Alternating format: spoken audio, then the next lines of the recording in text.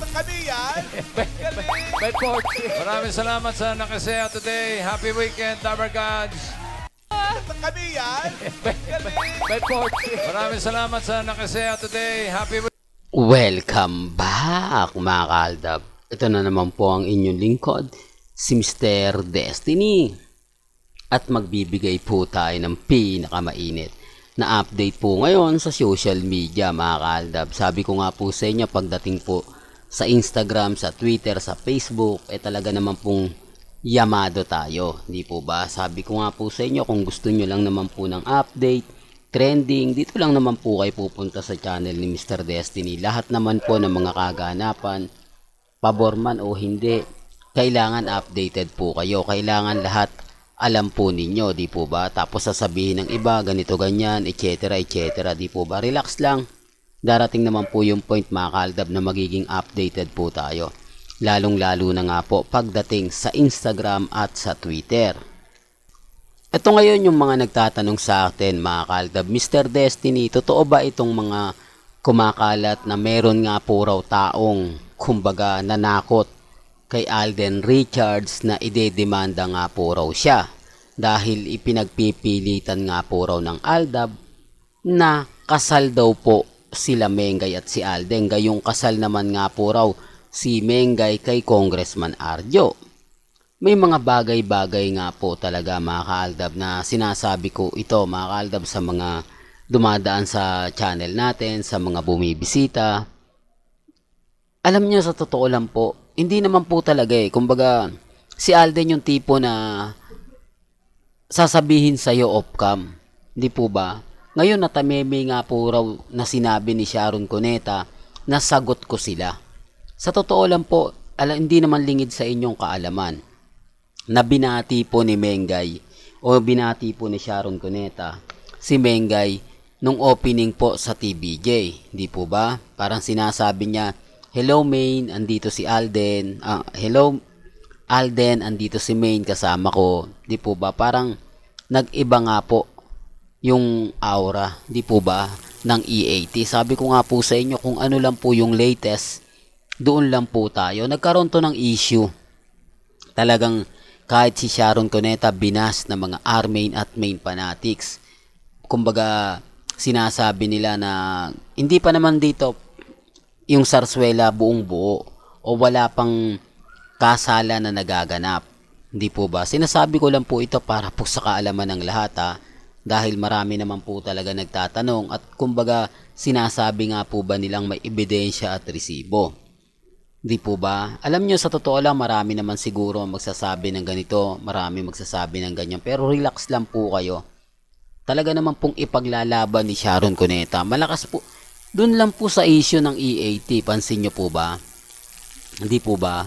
Nung binati niya po si Mengay, natuwa po ako doon dahil sabi ko nga po sa inyo may mga bagay-bagay na mahirap nga pong ipaliwanag. Pero wala pa po yung pelikula nila ron, ginagawa pa lang. Di po ba? Hindi pa siya masasabi na promotion yun nangyari. O, doon pa lang may mali na kasi kung promotion yun, mapapaniwala ako na sinabi lang yan ni Sharon Cuneta dahil po sa pelikula nila ni Alden para pag-usapan, di po ba? Pero wala pa hindi pa nga po napapalabas yung pelikula nila Julia Montes at Alden Richards Para lang klaro, para lang po sa kaalaman ng lahat. Para lang po sa mga taong dumadaan at bumibisita sa channel natin. Di po ba? Hindi naman po ako namimilit Ang sa akin lang po kung ano yung latest, kung ano yung trending, doon lang po tayo.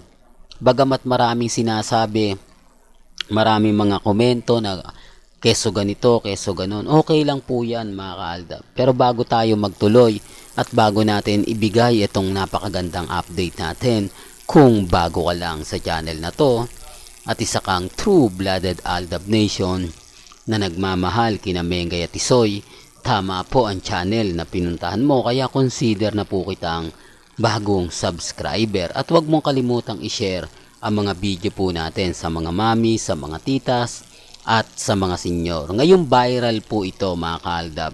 Maraming ngayong humahamon kay Sharon na maglabas ng resibo. Maglabas ng ebidensya na magpapatunay nga po nasagot niya sina Alden Richards at si Maine Mendoza. Di po ba? Kaya nga po, ewan ko lang po mga kaaldab. Sabi ko nga po sa inyo, kung totoo pong may kasalang naganap, marami sana mga update, di po ba? Tapos si Ibiang magmamadali na magkaroon ng apo. Hindi naman lingid sa inyong kaalaman na gustong gusto niya na magkaroon na ng apo. Di po ba? Ulitin ko na naman po ito for the record lang po kasi baka hindi po alam ng iba. Nung in-interview po ni Ogie Diaz mismong sa bahay ni Congressman o sa bahay po mismo ni Ibiang, in-interview siya ni Ogie Diaz. Doon sinabi niya yung gusto niya. Sinabi niya pati yung mga nambabas kay Congressman Arjo. Halos lahat po ng kwento sinabi niya kay Ogie. At doon nga po mga kaaldab sinasabing pag kinasali agad-agad niyang pagagawain ng supling. Di po ba? 3 nga po yun eh. Para siya daw po yung mag-aalaga habang nasa taping. O, tapos sasabihin nila, wala daw pong sinasabi na gano'n. Okay lang naman po. Di po ba? Wala naman pong pilitan. Ako hindi naman po ako namimilit eh. Di po ba? Hindi na natin kailangan pang kumuha ng ebidensya at resibo. Pinapaalala ko lang naman po yung sinasabi ko. Pinapaalala ko lang naman po yung mga bagay-bagay na mapapaisip po sila. Di po ba? Kaya nga po maraming kumakampi sa ALDAP. Maraming mga tao nagsasabing, hindi kami susuko, laban lang Mr. Destiny. Chill-chill lang tayo kasi alam naman po natin na tayo naman yung wagi. Kasi maraming bagay talaga yung mapapaisip ka. Unang-una, wala man lang update doon po sa Inasal Republic na kabubukas lang. Di po ba? Kung isa ka po talagang sinabi ko na to, ulitin ko lang po. Kung isa po talaga siyang sumusuporta kay Congressman, siya na po magpo-post, siya na po lahat ang gagawa ng paraan. At syempre, kumbaga ipopromote niya yan sa EAT. Na naandyan ako mamaya sa kita-kita tayo. Hindi po ba? Normal lang yon, ginagawa po talaga ng mga artista yon kapag may mga bagay-bagay. Tapos ngayon, Sabado pa, di po ba? O sasabihin niya, abangan nyo ako sa Tomas Morato mamayang alas 5 na andyan ako. O sabihin na, o pagkatapos po ng EAT, alas 3:30, alas 3 na andyan na po kami ni Arjo. Kumbaga kami po yung magsiserve. Di po ba? Parang yung McDonald's lang ni Mengay, no? Sa Santa Maria, Bulacan. Naalala nyo pa po yun, mga kaaldab. Sinasabi ko lang po ito para lang klaro. Kasi alam ko pwedeng sabihin ni Mengay yan, hindi naman po siya pagbabawalan ng EAT. Di po ba? Tapos si Congressman Arjo pa. Siyempre maraming matutuwa. O, tapos ngayon sasabihin nila na keso ganito, keso ganon. Relax lang po kayo. Huwag po kayong padadala sa mga sinasabi ng iba at komento po. Di po ba ang importante lang naman dito kung ano po yung latest, kung ano po yung trending, doon lang po tayo. Di po ba? Sa mga magsasabi ng, nako, ganto ganyan, Mr. Destiny, move on na kayo. Lagi naman po yan wala naman po kasi silang ibang pambasag. Wala naman po kasi silang ibang sasabihin kundi ang talo na kayo, mga delulo, mga kulto. Di po ba? Wala namang bago eh. Yun lang po yung 3 letra lagi nilang sinasabi o 3 salita. Delulo, kulto at Mr. Paasa. O, kapag wala na po silang ibabato sa atin na o tinalo na natin, ang sasabihin lang nila mga delulo lang kasi yan mga kulto, di po ba? Wala na po, yun lang. Kasi alam nila hindi nila masasagot yung simpleng tanong natin. Hindi nila kayang sagutin yung mga sinasabi po at mga tinatanong po natin. Pati nga po yung mga army nagtatanong din bakit hindi nila masagot? Bakit hindi nila masabi yung totoo? Di po ba? Kaya nga po bias lang ako pag akong nagsasabi ng ganyan. Pero sabi ko nga po sa inyo, dito lang naman sa channel ni Mr. Destiny, binibigay ko lang po yung mga bagay-bagay na hindi po nila nakikita, napapanood, at napapakinggan. Di po ba? Kaya nga po relax lang po kayo.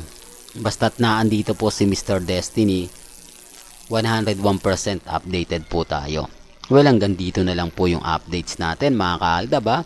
Kaya kung gusto nyo pa po ng pinaka-latest at sariwang update, abay tumutok lang po kayo dito po sa channel ni Mr. Destiny para updated kayo sa mga latest at sa mga bagong video po na ilalabas po natin maya-maya lang. Hanggang sa muli, salamat po sa panonood at pakikinig.